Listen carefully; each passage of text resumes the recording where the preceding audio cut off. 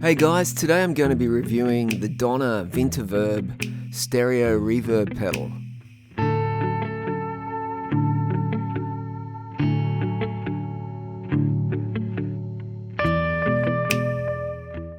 The demo that you're hearing is an idea I came up with using the pedal, and I'm going to solo the tracks and explain what I did.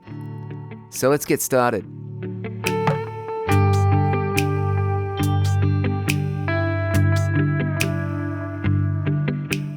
As one of the most used effects in the music world, reverb can be used on many instruments like vocals, drums, keyboards, and I think this pedal could be used in any of those scenarios. But as I'm a guitarist, I'm using the Donner Vintaverb on purely guitar on this track.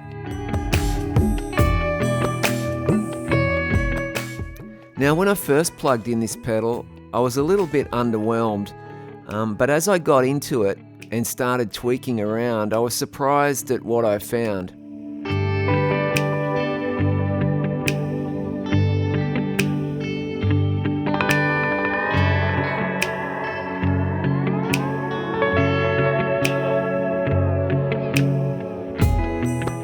But before we go further, let's talk about the price.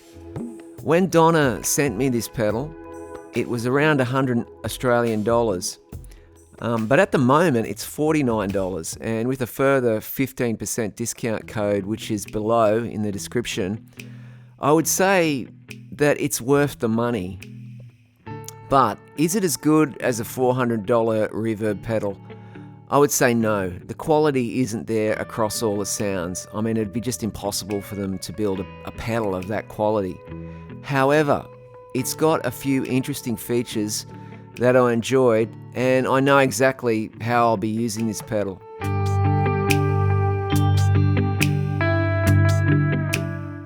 I think this pedal is great for soundscapes or film music, or where you're trying to create a certain mood. And I think this pedal can give you a few good sounds in that regard. The main feature that I got to know and I liked was this freeze function, and I'm using it throughout the track you're hearing. Not on the staccato picking stuff, I'm just using some plate reverb there, but on other held guitar parts, I'm using it. Now I'm plugging straight into my DAW through my Strat, and I'm going into the Vintaverb, and that's the only pedal I'm using. And I'm also going into GarageBand. Now all the reverb is turned off. I'm just using the amp settings that you can see on the screen there. And there's only one other track, the slide guitar track, which I'll solo in a moment, where I'm using some of the delay option combined with the reverb and using the freeze function where I'm holding the pedal in and then releasing the pedal. Yeah, the freeze function I liked, as it enabled me to use the pedal like a volume pedal, and I was able to get some interesting textures with held chords trailing over. I would hold down the button, and when I strike a chord, and I release it after a few beats. So it's almost like you're bringing in a volume pedal and then bringing it out again. But you've got to be careful not to overdo it, because you actually can get some feedback happening as well, and it can all get pretty messy if you're not careful.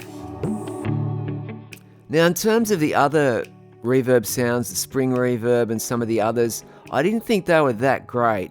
But again, look at the price. I mean, when you compare it to the reverb that's available in most audio recording software now, it's pretty hard to beat that sort of quality reverb.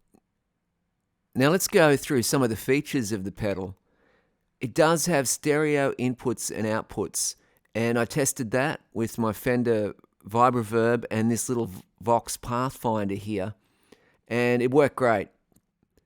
So I'm going to solo some of the tracks. This is the staccato picking part that I'm playing. I play two parts, and I'm using the Vintaverb on both of those parts. Here's the first one.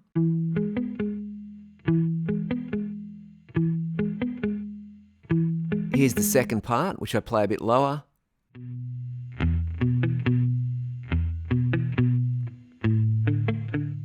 And here they are all together.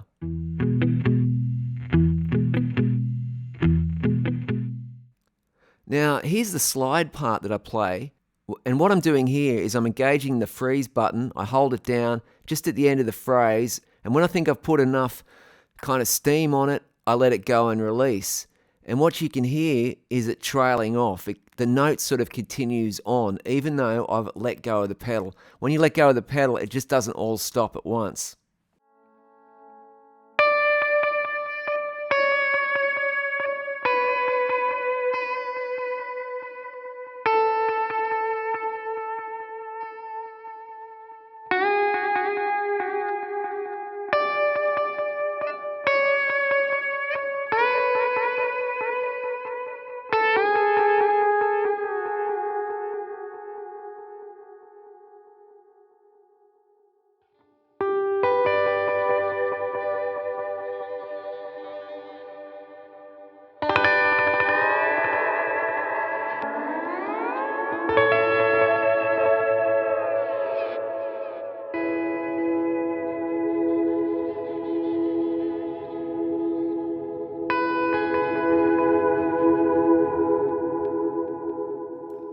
So you can hear that trail of the note trail off, even though I've released the pedal.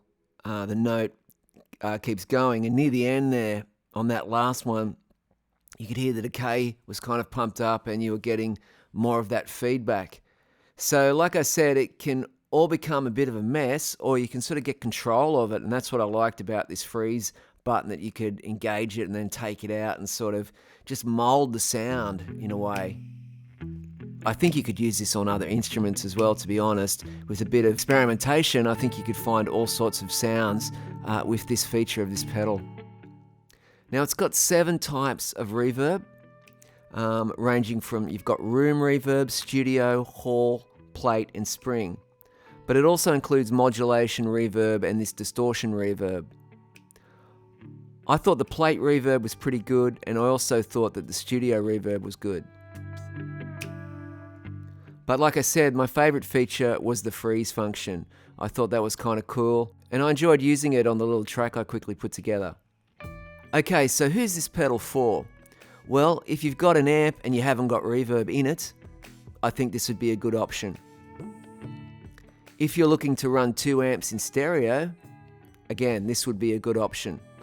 I thought it added a lot to my little Vox Pathfinder, which is a small 5-watt amp.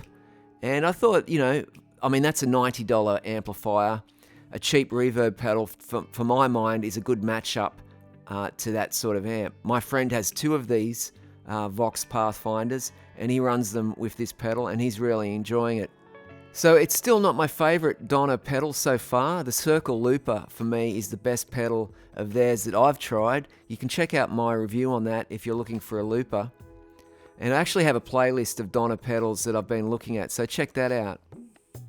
Alright guys, there's a discount code below if you want to check that out. I do get a small kickback, equivalent to a cup of coffee, so I do appreciate that. And please like and subscribe to the channel. It all helps. And I hope you enjoyed the video, and if you've got any questions, please leave a comment, and I'll see if I can help you. Thanks guys.